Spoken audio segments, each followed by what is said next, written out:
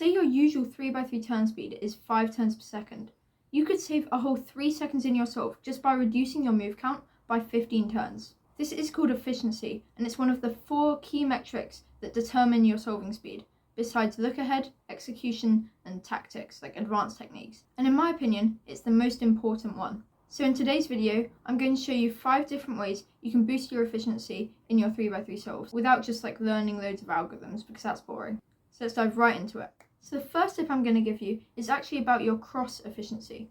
Now, most people when they're talking about efficiency jump straight to F2L because it's where you can learn all the advanced techniques and pseudo slotting and loads of algorithms and stuff. It seems more important. But actually, I think cross is equally as important. And that's because it sets the foundation of a good solve. If you've got a good cross, you can look ahead to your first pair or even predict it. And then as you go through the solve, you've got a really nice flow and you don't have to keep peering over at your cross to see if you did it correctly. If you want to be good at cross, you've got to make sure you're not solving each individual edge one by one.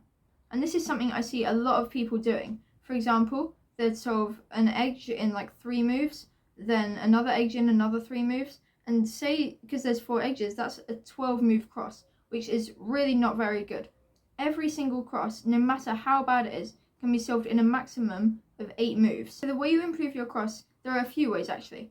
You first need to learn to solve multiple cross edges at a time. So look at basic inserts, like 3 move inserts and stuff like that. And then also make sure you're aligning your cross at the very end with a D move. And it's with a D move because you're solving it on the bottom. Make sure you're not solving your cross on the top, for example. But yeah, just know cross is really important. So my second tip for you guys is to think in blocks, not pieces. So you might be wondering what I mean by that. Basically what I mean is you shouldn't be solving your cross and then looking for a F2L corner or edge and then looking for the corresponding piece. You should see blocks and solve it like that. So this is best explained with examples, but pretty much you want to block build your first 2 layers. So here's a nice example of how I'd make an X cross. So on a scramble like this where there's a block attached to the edge and the edge is here in a bit of an awkward spot, you could solve these two relative to each other, so they're both a D2 away. Then do a D prime U prime to be able to insert this one and move this edge out of the way. So art prime, and then you do U prime art prime to get this one aligned as well. And then instead of just doing F, you do a U2, then an F, and then you've got an X cross. And here you don't do D prime because it would put it in the front right. You want to do a wide U prime, so it's in the back right and you can see more of the cube.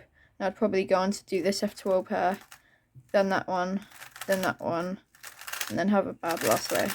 Cross is good because it gives you a foundation, as I said before, but sometimes you don't have to stick to it so rigidly, and it's why some of the most efficient cubers, for example Timon Koloshinsky, are able to have such low move counts in their solves.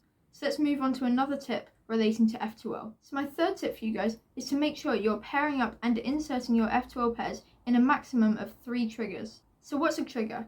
A trigger is basically a sequence of 3 to 4 moves which occur a lot in your solves, in algorithms, in general F2L pairs, that sort of stuff. A good example would be RU art prime or RU prime art prime. And you want to be able to solve each F2L pair with a maximum of 3, and most of them can actually be done in 2. The reason this is one of my tips is that a lot of cubers focus too much on the algorithmic side of F2L, basically learning algorithms for every single type of pair. Now of course you could go down that route, but it's a lot of memorization and you really don't need to, considering a lot of those algorithms are actually just what I'm saying right now, just a couple triggers, setting up to a pair and then inserting. Here are a few F2L cases which I see beginners doing wrong all the time.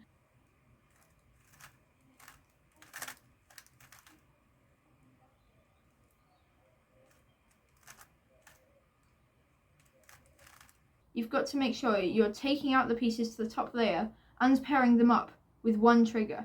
And for most cases, this is possible. Only the cases where the corner and edge are in the bottom layer do you have to use 3 triggers. But even so, they shouldn't take ages. Now also there are cases where both of them are in the top layer but connected in a weird way where you've got to use 3 triggers. For example, for this F2L pair, which is quite horrible, there is actually a way of doing it in 2 triggers. It's a bit weird. You've basically got to use S moves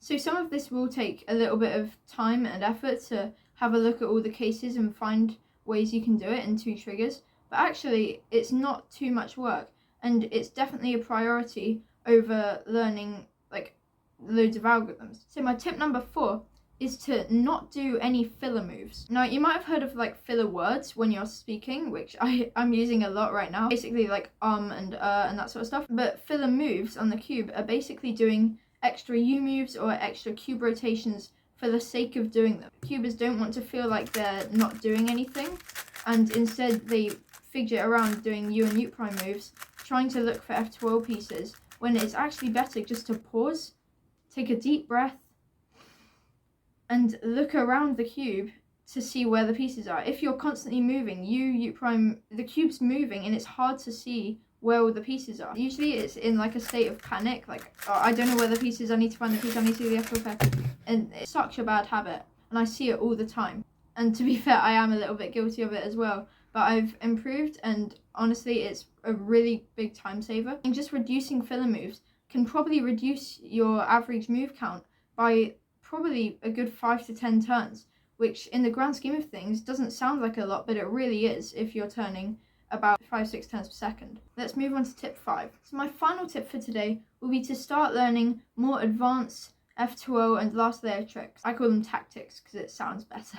Now, some of you might not like this, but it really depends on your speed. If you're someone who is not doing any of the things that I've suggested you don't do already, just learning extra techniques can really benefit. And even if you're not at that speed yet where you should begin to do this, sometimes it's good just to learn a little bit about it, because when you come around, when you get faster and eventually need to learn them, you'll be able to conceptualize the concept. So some examples of this would be pseudo F2O, froth stuff, and ZBLL. And actually all of these things I've talked about in another video, which will just be up there. So yeah, that's pretty much all for this video. Thanks so much for watching, and I wish you good luck on improving your Rubik's Cube efficiency.